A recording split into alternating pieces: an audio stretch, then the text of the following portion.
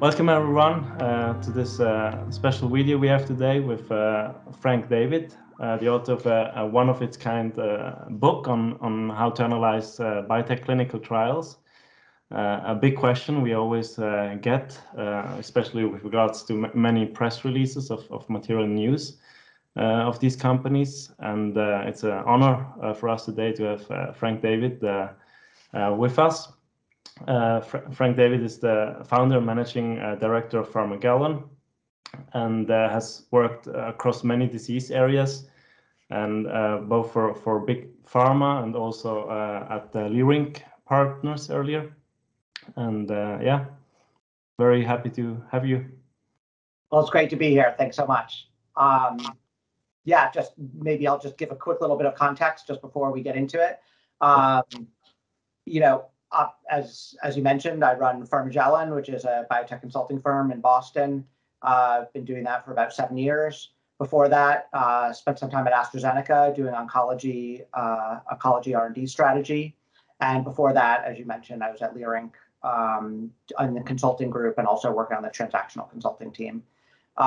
Trained in science and medicine originally, still recovering from my days as a pathologist and a scientist.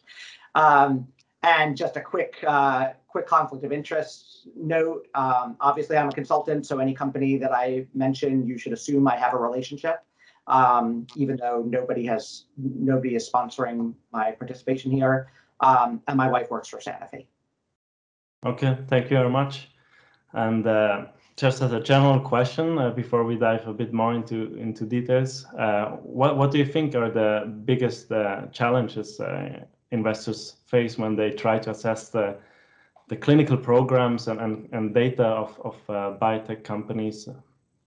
Yeah, no, it's a great question. I think there are a couple of issues that come up a lot. One in particular is incomplete information. We're in an industry where, on the one hand, it's very data driven. We're always looking for data, and companies at some level are publishing data. But often when we see press releases or presentations at meetings or posters or investor presentations, we don't necessarily get the full story. And sometimes the more full story doesn't come out until much later in the form of a really detailed manuscript in the New England Journal or some other clinical source. So, I think that what ends up happening is that we end up relying a lot on incomplete information, sort of grasping at these breadcrumbs, and that's just a huge issue. And I think what it means is that yes, we want to be paying attention to the data, but we also have to be somewhat circumspect in terms of how much weight we're giving to it when it's not complete. I would say there are a couple of other specific issues that I've noticed, certainly with my clients, in terms of assessing biotechs. Very often I'm sure you do this also, and I do this in my work, go out and talk to key opinion leaders, experts in the field to get information about clinical trials and about products that are in development. I would say there are a lot of great experts in our field, and we're very fortunate to have access to them. I'd say there is an issue where it's somewhat hard to find people who both understand the clinical piece in terms of how patients are treated and how drugs are used in the market, and also understand all of the other issues in terms of trial design, clinical development strategy, regulatory strategy, pricing, et cetera. So, that I think is also a big issue.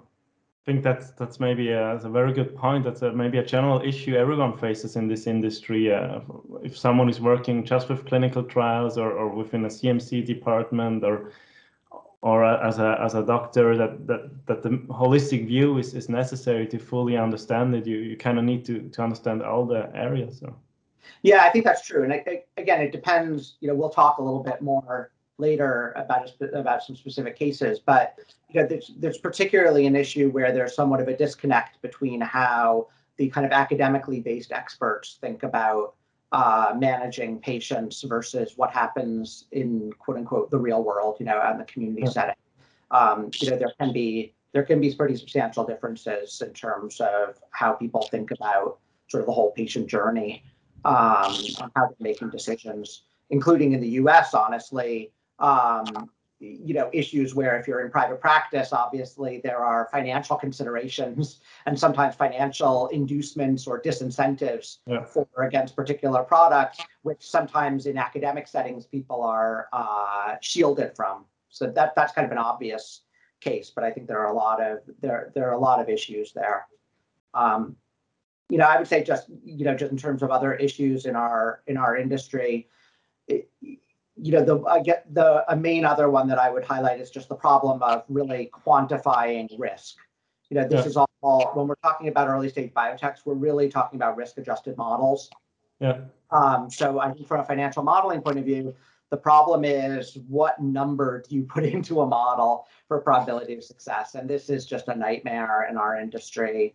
It is a cross between art and science, and there aren't great answers and great ways to do this. But I would say that's another thing that makes this biotech particularly challenging in terms of assessing pre-commercial programs. Yeah, I think that is a very, very tough subject. How do you really adjust it in terms of percentage, putting a final number on something, especially if it's a new modality or absolutely. So that is a good summary of the big challenges to assess it. So the missing information, that is really something we see often, that, for instance, the placebo response is not mentioned, or things like that, or some arm is not mentioned. And yeah, these different views also from QLs, and then actually assessing the risk before the whole development phase is completed. Thank you for that summary. And I think it's always interesting to look a bit at the current events and where biotech is right now from a market perspective. So we saw the XBI had a very tough 2021, and then January was basically as bad as the previous year in 1 month. So it is down, last time I checked, almost minus 40% over the last 12 months, somewhere there. And now, of course, the current geopolitical situation is not helping either. How do you see why has that happened also before now? I mean, the interest rate discussions, that came also a bit later, and biotech had already a tough time before that. And these are all great questions. I mean, I should just, as a quick caveat, I should say, I don't do what you do, right? So I'm not a public markets investor. I advise companies. So you should take anything that I would say on this topic as strong ideas weakly held, so to speak. I think in general, I think there's a general sentiment in the industry that there are a lot of companies have been historically overvalued in biotech. I think it's particularly strong in the preclinical companies, the companies that aren't even in the clinic yet. There's just been a lot of fantasy thinking. There are a lot of the number of companies that have gone public without being in the clinic compared to even 5 years ago is just astronomical. And it's just very hard to value these on any kind of intrinsic basis. So I think that these end up, I wouldn't say that they're quite meme stocks, but they do end up in the public markets getting valued based on sentiment and not based on any kind of intrinsic value. I think what then ends up happening is that then when these companies do start to declare, two things happen. First of all, I just think there was a little bit of a wake up around some of those frothy preclinical companies. Second of all, once they start to declare what their clinical intentions are, then everything gets real and it kind of snaps into view. So, now you're not just an AI drug company. Now you're developing a drug for ER-positive breast cancer or whatever it is. And okay, now I can put a value on that. And, sometimes that value ends up being much less than the froth value. So, I think that both of those have happened. I do think that, adding to that is probably kind of reactions to catalysts, negative catalysts have probably been exaggerated, right? Because we had a lot of frothy valuations of both preclinical and clinical stage companies. And then once they have negative data, again, everything sort of snaps back, and it's just there's further to fall because they were probably a little bit overvalued. For the clinical stage companies, again, you build models for these all the time, and a lot of the people you work with build models like these all the time. I mean, often the ways you can really juice up a model for a clinical stage company are, some combination of the market size / market share and the probability of success. And, I think there are a lot of situations in which if you tried to back into a valuation, let's rewind the clock a year, that you'd have to make some pretty ridiculous assumptions about how successful the asset was going to, how likely the asset was going to be to succeed, how big the real market was going to be. So I think some of this is probably, somewhat, shall we say, appropriate. I would say maybe there's a third piece that I'm not sure I have data for, but it just sort of occurs to me, which has to do with sort of the M&A expectations. I think that there has been an overinflation of valuations in biotech, driven by this idea that that there's going to be takeouts, right? And people look at all the cash that Pfizer is sitting on, for example, and they look at one deal that gets done in therapeutic area X, and they say, oh, that means there's going to be a lot of deals done in therapeutic area X. Or, my also ran biotech is now going to get taken out by Sanofi because Merck bought their competitor, for example. I think this generally reflects a poor understanding on the part of most investors of how business development decisions are really made in big pharma companies and what drives them. I think in the modern era, there's just the fact that companies are sitting on a lot of cash. First of all, as we're seeing with companies like Moderna, that does not necessarily mean they're going to go and do a lot of acquisitions. There are plenty of other ways to deal with that cash, either return it directly to shareholders in terms of dividends or buybacks, or just sit on it, basically. I think also, the intrinsic problems with evaluating an acquisition opportunity in biotech aren't affected by how much cash you have. At the end of the day, these things still have to stand up favorably against all of the other things in the portfolio. Especially if you're talking about sort of single asset companies, and their value, and figuring out what their value is. Often these things sort of don't have a lot of let's call it synergy value, right? Like whatever, it's an asset, it'll probably make some money. But it's not like I'm buying something that I think I'm going to combine with a lot of other assets in my pipeline, or I think is really that it's going to be worth more in my hands than it would be in someone else's hands. And then, I also wonder whether, just the fact that there's so much cash lying around, on the balance sheets of a lot of large companies actually works against M&A in some ways, because it just takes a lot more to move the needle, right? Those companies are expected to deliver growth. So, a lot of the biotechs that are hanging around, like they'd be nice little tuck-ins, but Pfizer's not looking to do 100, $500 million tuck-ins, right?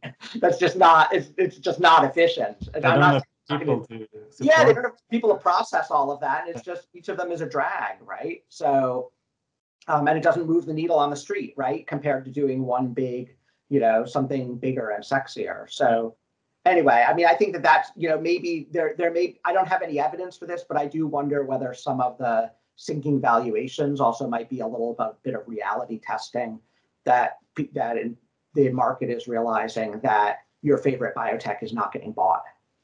I think that is certainly an important point, because it's a question I get very often. When do you think they will get bought? When will they have a deal? And even the companies often think that, and then they don't plan for their commercial phase themselves, and then they end up in not so nice situations. Yeah, absolutely. I mean, I think there's two interesting things. There are a couple of interesting points there. One is that where if you think about medtech, right, compared to biotech, like in medtech historically, nobody wanted to buy R&D risk, right? They just wanted to wait until, like, hardly any medtech deals. If you look at the acquisitions that companies like Medtronic do, it's very rare to see Medtronic buy something that's not already on the market.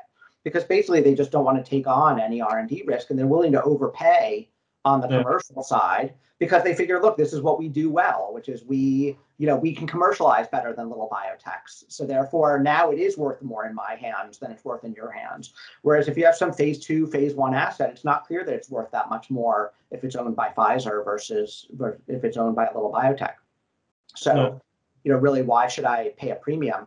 And I think the other thing is, again, just getting back to what goes on in big companies, you have so many other weapons at your disposal for getting access to biotech assets in terms of licensing arrangements and risk sharing agreements and things like that. You don't have to buy the company.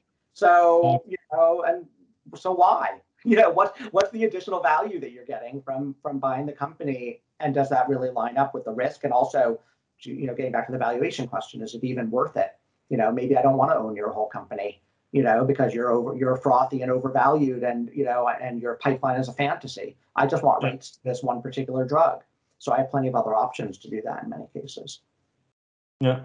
Oh, thank you. A very good overview on these factors that certainly had a big impact on the lately performance of the biotech sector. And there are also some local examples. If you look in Sweden, we had also a bad local year last year with some oncology companies, especially having also one was totally overvalued, and others had failures be at earlier stages, and that overvalued one reached commercialization and then had to pull the drug from the market. So I think that also weighed on the sentiment on other companies such as Calliditas Therapeutics, a company you have had a look at. So I was wondering just your opinion on this local case, which has some controversy on their conditional approval that they. Yeah, it's a great case. I mean, I know I talked to some people who were at a renal R&D meeting last week, and people were discussing this. Obviously, there's a lot of excitement in renal R&D right now. There's a lot more of a pipeline than there has been for a long time. So seeing things that are getting approved, I think there's a lot of latent physician interest in getting new drugs for some of these diseases like IgA nephropathy, where there really just hasn't been anything of substance, for a really long time. A couple of interesting things that jumped out at me about the Calliditas story. The whole size of the patient population is an interesting question. And it really does get to this thing about really examining sort of how trials are run and how they define the inclusion-exclusion criteria, and then how does that translate into the market. I don't really. What's interesting in nephrology is, there is some, I wouldn't say debate or discussion, but there are some discrepancies in terms of how people evaluate patients and decide sort of what the level of risk is. So, they got a label for, the quote unquote high risk patients with generally, with a urine protein to urine creatinine ratio of 1.5. That's certainly one way to do it. One problem is that I did a quick scan. I did not find great epi data to sort of understand what's the breakdown of IgA nephropathy patients by protein to creatinine ratio. And certainly, if I were diligencing this and really wanted to understand the commercial opportunity better, I think I would, really get out there and either try to do some sort of large chart review or really do some interviews with people who had looked at that, who had thought about this. Yeah, and figure it out. I think there's an additional issue there, which is, there's a little bit of a evolution going on about whether nephrologists really use urine protein to urine creatinine ratios, or whether they use 24-hour proteinuria as their measure. I think a lot of KOLs, anecdotally, I have heard that a lot of KOLs are kind of urging the protein creatinine ratio because it's just a lot less noisy. 24-hour urine collections are just really hard for patients to do well. And, you spill one or you miss one, you miss something or whatever, and it just throws the numbers all out of whack. So, but on the other hand, they have been kind of the law of the land for a long time. So, I think there's a whole separate issue. There's the on-label population question, like how big is the quote unquote on, and then there's the off-label population question, which is what are people really going to use the thing in? Yeah. And again, we're talking about a disease area where there really haven't been good drugs. And are people really going to get bent out of shape? Saying, oh, well, I don't know. First, let me check your urine protein to urine creatinine ratio, before I decide whether to give this to you. Maybe not in an area where, they think that the patient has a decent chance of having a benefit. And they think the safety profile of the drug is good enough that it's worth taking a flyer and, putting them on and seeing what happens.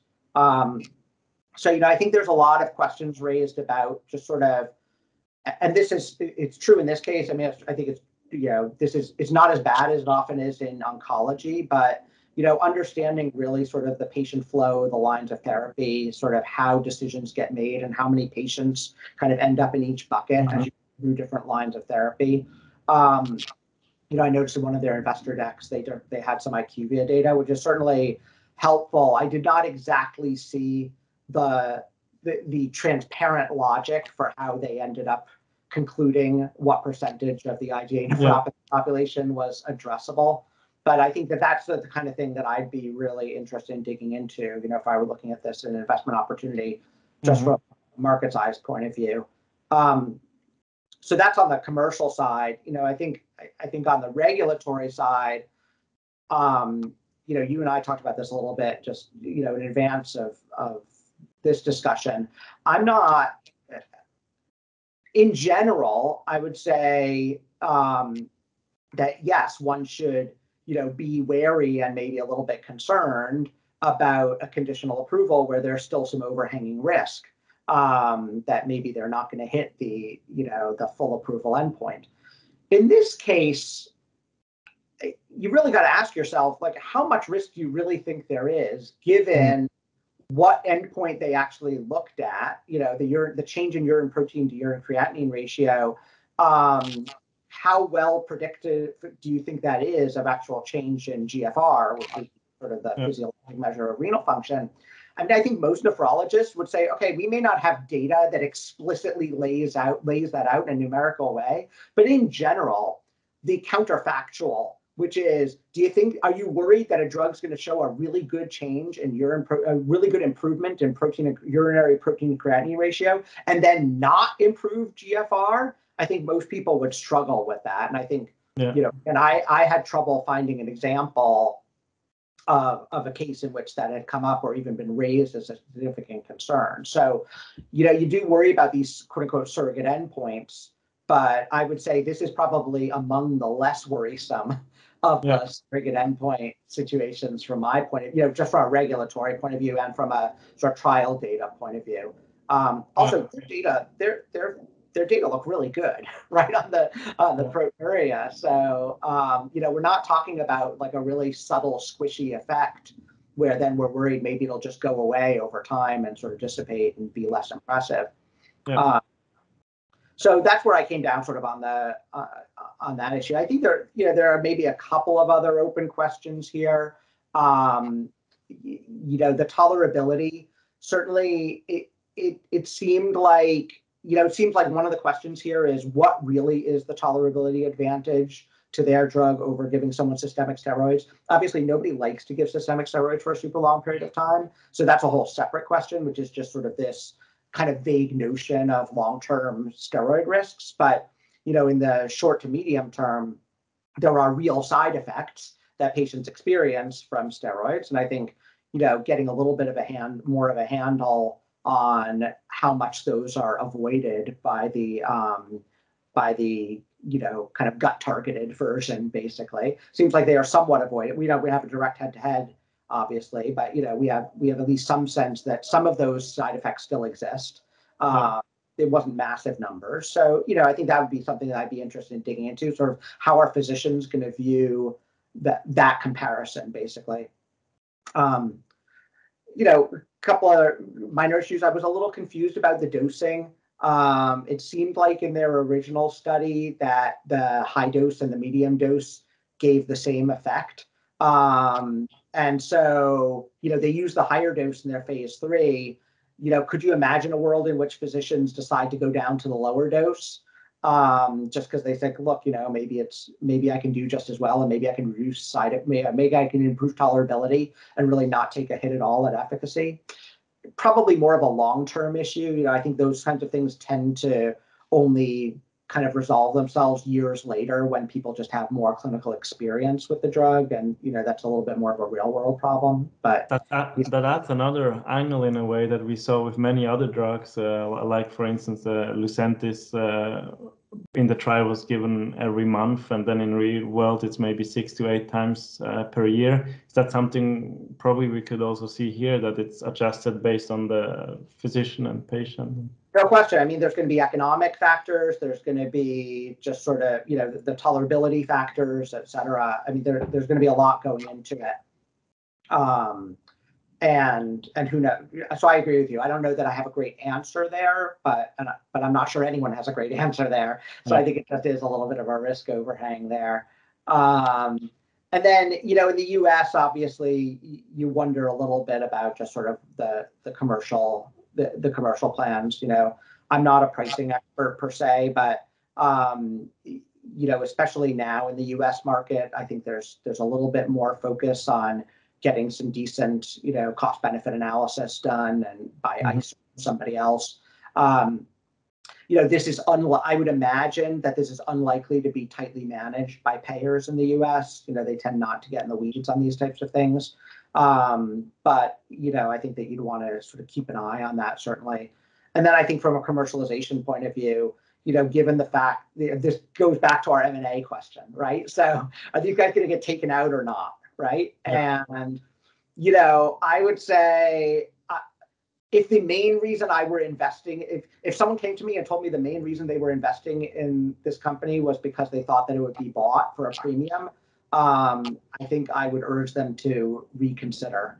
I'm just not sure that, there are not obvious, there's a small universe of obvious buyers in renal land. It's just it's not kind of an obvious thing. It's going to be a nice market, but it's not it's not going to move the needle for Pfizer, for example. Yeah. So I'm not really sure what that means. And I think then on the flip side, then again, if you think about sort of the commercial risk of the investment, just wondering whether they're going to be able to execute in the US market, how well do they understand how to commercialize? Renal is a very just a subspecialized niche kind of area.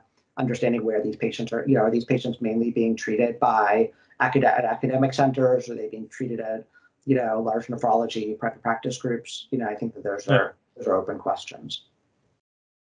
Okay, thank you very much on this overview on Calliditas, and maybe on the label. In real world practice, is it not more that the physician will see if this, as you said before, if the patient could benefit, or is the patient that is progressing, this is the only drug? So they don't look at these detailed label information in such cases. So. Yeah, I mean, I think that, again, renal is somewhat more of a data-driven specialty than many others.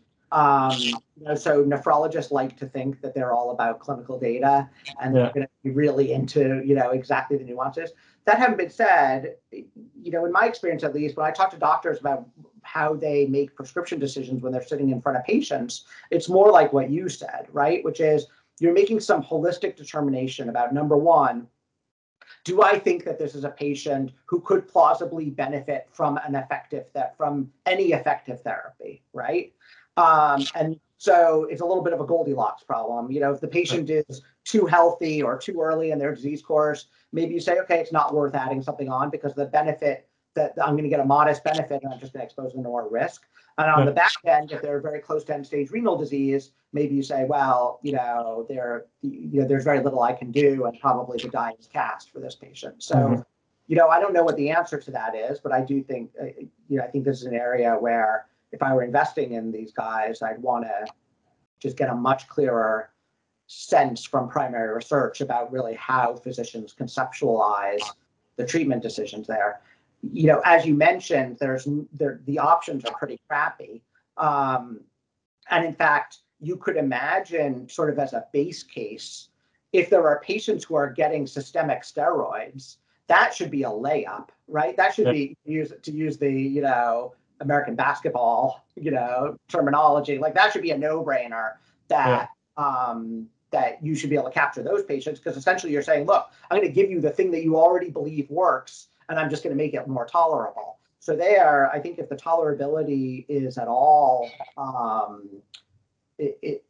reasonable, a reasonable improvement over systemic, you'd imagine that that's sort of the floor of the opportunity, right?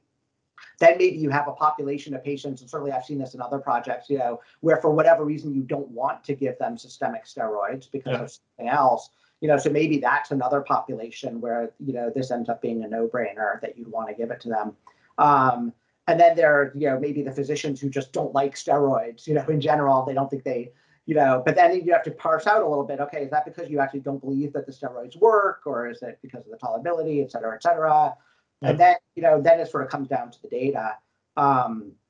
Again, my sense, we'll see what the EGFR data look like, but, I would imagine, I haven't done any KOL calls on this, but I would predict you'd be hard pressed to find a nephrologist who wouldn't look at the proteinuria data and be impressed.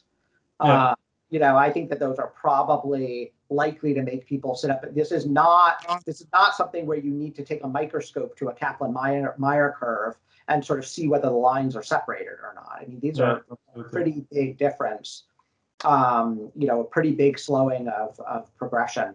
So, so I have a feeling that, in an area where there's just not much else out there, and we all know that these patients are progressing, people are going to make decisions, and they're going to, it might be less about where the patient is today. It might be more about sort of what their rate of change is, right? Yeah. So if you think the patient is a slow progressor, if they're relatively stable, then maybe you're not going to, maybe that's going to be the decision making. It's not so much what's their urine protein creatinine ratio, but I could imagine a situation in which physicians would say, look, if the person has a not so bad proteinuria, but they seem to be getting worse pretty quickly, now I'm really looking for options. Where they might have another patient who has worse proteinuria, but honestly, it's pretty stable and it's just not changing very much. Maybe that person, I think that I'm not going to get much out of giving them a treatment. So, it does highlight, again, getting back to your opening question about the problems in this industry, with investing in this industry, like figuring out these nuances in terms of how physicians really think about subdividing their patients and categorizing their patients is a huge challenge in biotech. And I think this is a great illustration of that. Yeah, absolutely. So it's, I guess in that case, it will be more about the trajectory. And from an investment perspective, one could say, if one does a bit of evaluation on Calliditas, that, okay, if it's going to be somewhat successful, there is maybe anyway an upside. So it comes back to the risk, so the remaining risk. And you write about the surrogate endpoints and the problems with them in the book as well. And here you mention now that it's at least a fairly good one or not so bad one to use for. What I do is I tend to put all these things on a spectrum, right? So, maybe at the best end of the spectrum would be what's something that's going to be super predictive. Well, I guess sort of I could imagine in some areas of infectious disease, right? Your ability to clear bacteremia, bacteria in the blood, is probably pretty closely related to your ability to win on hard endpoints that are due, death from bacteremia, for example. Yeah. Right? If I clear the bacteria, I'm probably going to keep you from dying. If I don't clear the bacteria, I'm not going to keep you from dying, right? So that would maybe be the most extreme end of like a good surrogate endpoint, right? Yeah. And then on the extreme end of a crappy surrogate endpoint, put whatever you want in an Alzheimer's disease, right? Like those are sort of junky surrogate endpoints. Nobody has any idea whether they matter, measuring neurofilament in the CSF or blah, blah, blah, who knows, right? And then everything else is sort of in the middle, right? So somewhere in there, and I think that that's where the art comes in is, okay, so now if you're an investor broadly in biotech, where do you put PFS for lung cancer, for example, versus OS, right? Like, okay, it's somewhere maybe over on the right-hand side. It's not as far over to the right as the bacteremia example, but it's certainly better than Alzheimer's disease, right? So I would say, if we just have those 3 points, we have sort of bacteremia, Alzheimer's disease, and then lung cancer somewhere in the middle. My gut feeling is that proteinuria as a measure, progression of proteinuria as a surrogate marker for, progressive decline of EGFR is somewhere between lung cancer and bacteremia on that spectrum for me. And again, other people may, your mileage may vary, right? Like maybe other people will have different views on that. But I think for me, I've become more appreciative and understanding of the fact that really the art here is in sort of setting your own thermostat on these kinds of questions, like putting it in context with other things. It's implausible. It would be implausible to say that you think there's only a 20% chance, for example, that the proteinuria predicts, is a good predictor of the EGFR. In the context, I would argue, in light of everything else, if you think that's only 20%, then where are you putting lung cancer? You're putting lung cancer 10% for PFS or so? Really? Is that really what you believe? So I think that it's worth kind of continuing to calibrate, systematically recalibrate your view of how you think about risk, these kinds of questions. Oh, very good point. And I think then the complexity never ends. Then you add these nuances of looking at the, as you mentioned a bit earlier, you can see that there is a steady decline of proteinuria that is more interesting than if it suddenly declines at one random point. And also that the EGFR data that they collected so far is at least in line what you would like to see, and not the opposite, or that these nuances also feed into the interpretation of the surrogate. Absolutely. I mean, when you think about sort of red flags, right? I mean, I guess that raises a good point, which is there are a lot of potential red flags that one did not see, right? So, I think you'd be hard pressed to say that there's anything in there that's kind of weird or squirrely about, I'd say the one thing that I did find a little bit odd, was in that, again, getting back to our discussion earlier, in the phase 2, just that there didn't really seem to be a dose dependence. Now, whatever, that might just be that that's where they are on the curve, right? They've sort of that maybe half the dose kind of maxes out the physiologic response. That's fine. At least the response didn't go down. Like, again, the really worrisome thing with dose response is that you see the best response at an intermediate dose, and then you see a worse response at a higher dose. That's the real red flag. So again, you don't really see that. There's no red flags in terms of safety and tolerability that I noticed, certainly. There's nothing else, I think, in the trial design or trial execution that would make one, extremely worried.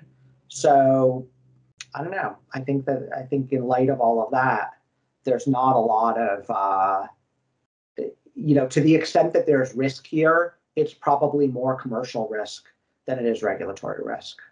Yeah. Okay. Regulatory. And maybe picking up another point from the book you mentioned now, and the doses in the phase 2.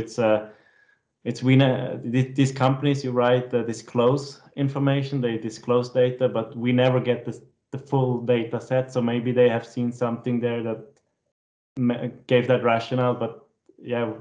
Absolutely. I mean, I think you always have, that's 100% true. I mean, certainly when I've done diligence, on stuff in data rooms versus using public information, you see a whole different level of information when you actually go into the data room, both from the clinical work and from the preclinical work, quite honestly. I mean, let's just remember that we, as external investors, we rarely get even remotely clear views into the preclinical, the IND enabling work or the phase 1 work, for these kinds of assets. So, yeah,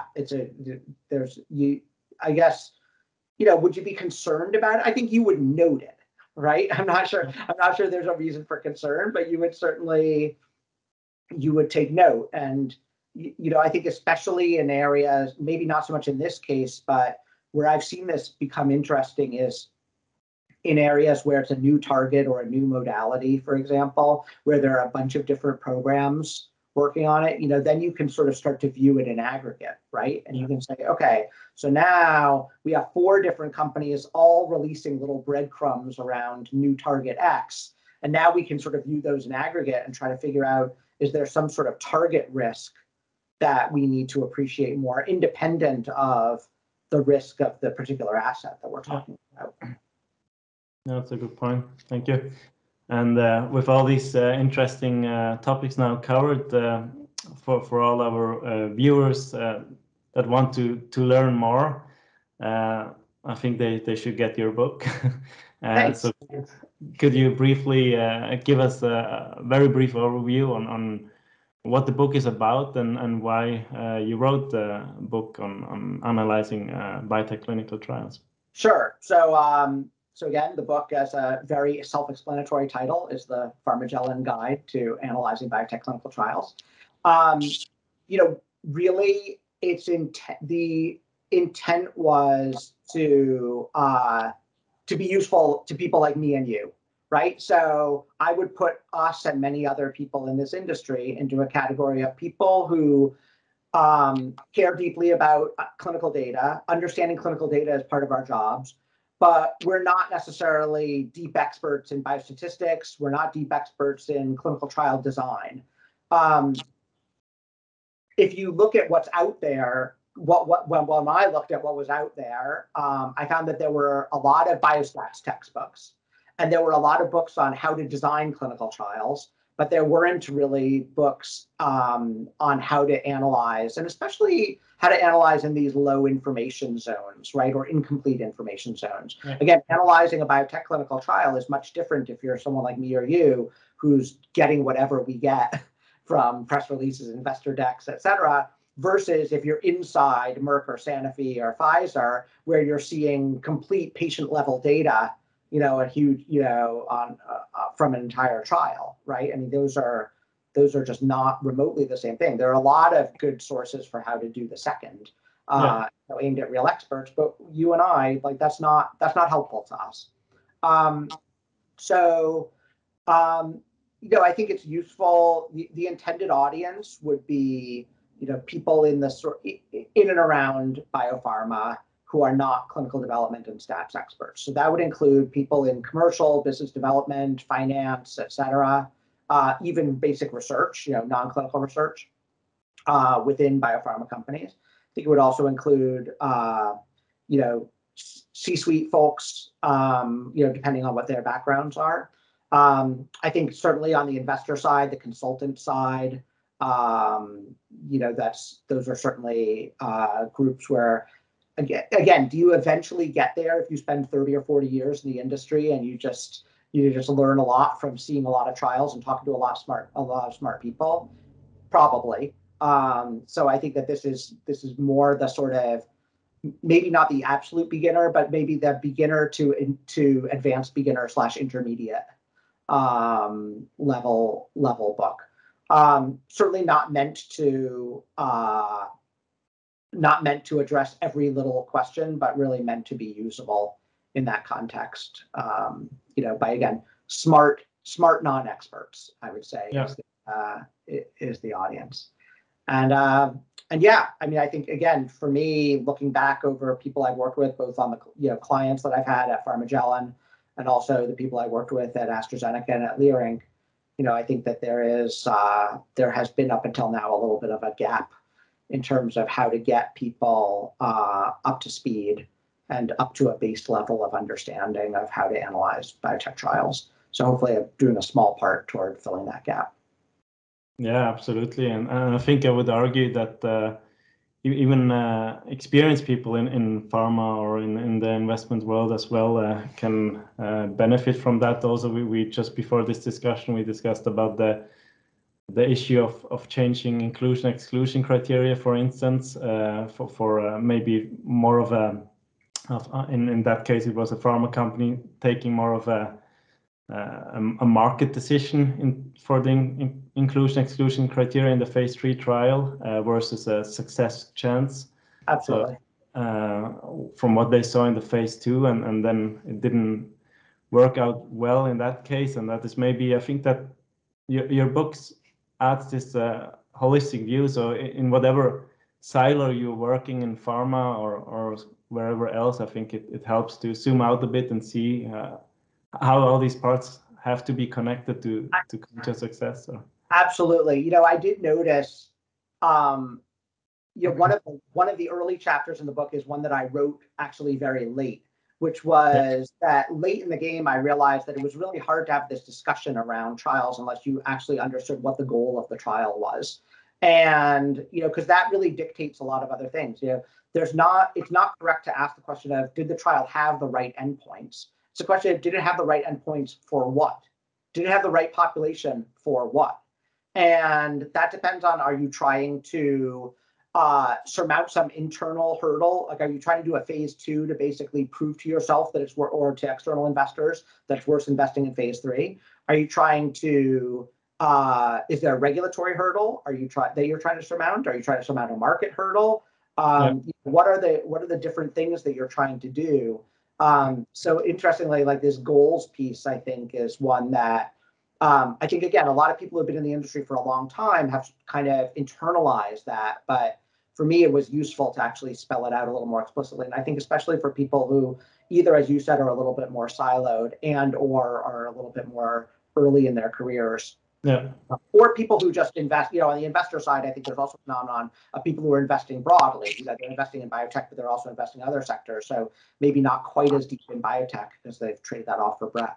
I'll just add one other thing, which is, you know, there's just on the very specific points when you were talking about how, you know, even experts might have something to learn there. One of the things that had always bugged me and continues to bug me in our field is when a trial reads out as negative, and then you have a bunch of commentators and journalists saying, oh, it was probably just underpowered.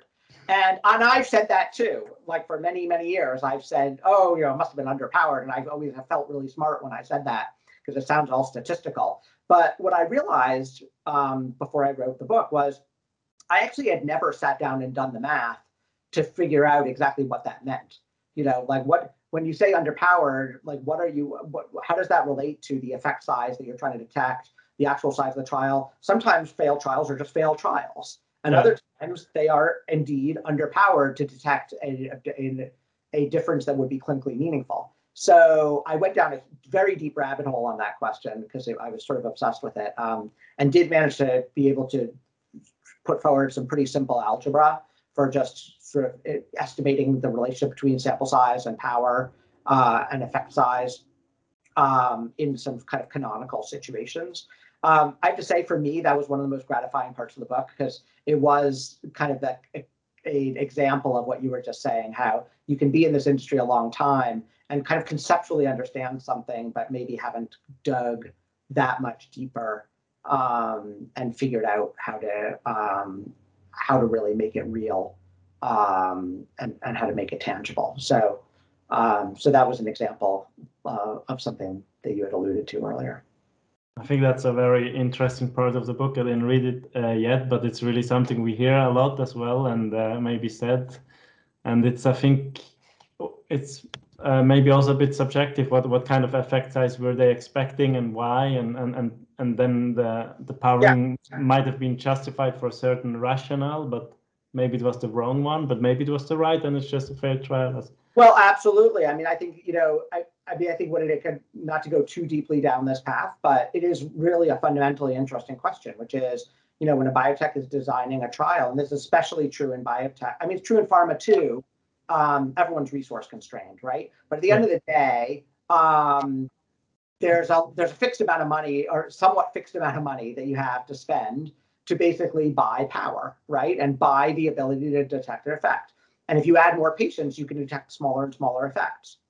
So at some level, you know, the reductive argument is, well, if I could make my trial infinitely big, I could detect teeny tiny differences. And that gets back to the goals question, which is, you know, those are the situations where you win the battle, but you lose the war. You get a positive trial, but nobody cares because the effect size is so minimal. let's go back to our EGFR example, our proteinuria example. You could imagine a situation in which we had a tenfold bigger trial of a drug that was not as active as theirs appears to be, where we found some statistically significant, what I tend to tell clients is statistically significant but clinically insignificant difference. Yeah. Right? Sure, you get a little check mark. Our regulator is going to approve that. Maybe not, depending on what your tolerability profile is. Yeah. Are physicians going to use it? Almost certainly not. Are payers going to pay for it? Again, less likely. So, that's where I think it becomes really an embodiment. This whole discussion about underpowering in many ways encapsulates a lot of the issues in terms of really understanding when a trial is ongoing, before the data have come out, what are reasonable expectations, and what would you do with positive or negative results from that trial? Yeah, that's a really interesting part of the book.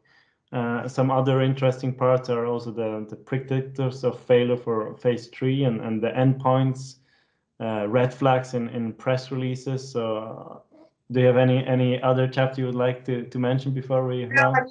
I think that the red flags is always, it's a little like shooting fish in a barrel sometimes, because there are some egregious examples. And I think that, again, that's an area where most people who have been in the industry for a while just sort of roll their eyes every time they see one of these situations in which a company highlights a secondary endpoint, for example, and then 4 paragraphs later mentions that the trial failed on the primary endpoint. But again, I think if one is just starting out, or one hasn't really thought about, what are the 4 or 5 most common things that you to look out for in a biotech press release, certainly that's useful. I should say also that we collectively in the industry, I think, tend to make fun of biotechs, thinking that Pfizer and Merck and those companies, they're too professional to do that kind of stuff, and that's totally not true. You'll see these kind of things from larger companies as well. Yeah. And then I think the endpoints piece is the endpoints and the population, as you were talking about before, are 2 pieces that really just get at the heart of so many issues in clinical trials, both in terms of understanding what is the unmet need in that population, what kind of improvement would you need to see to be clinically meaningful, how big is that population, where is the safety efficacy hurdle from a regulatory standpoint, and there's so much that's wrapped up in the questions of endpoints and population. Not that other parts of trials aren't important, but those are big ones. And when it comes to the little breadcrumbs of news that people like us get, often it's in the form of updates on clinicaltrials.gov, for example. Yeah. And those are the things that I think, if you follow the journalists in this area, people are particularly attuned to subtle but potentially important changes in those types of parameters, because they have just so many implications, again, for clinical risk, for regulatory, and for commercial. Yeah, absolutely. Thank you very much for your time. We had now almost around an hour. It was very interesting, and I think everyone is looking forward to read the book, including me, to fully read it. Thank you very much. And thank you so much. It was really a pleasure. I could talk about this stuff forever, and I hope we get a chance to talk about it again. Absolutely. So we will hopefully have a Q&A session around May, and we will announce a bit later when exactly we will do that. So thank you everyone for watching, and thank you again, Frank, for being with us. Thank you. It was a pleasure. Take care.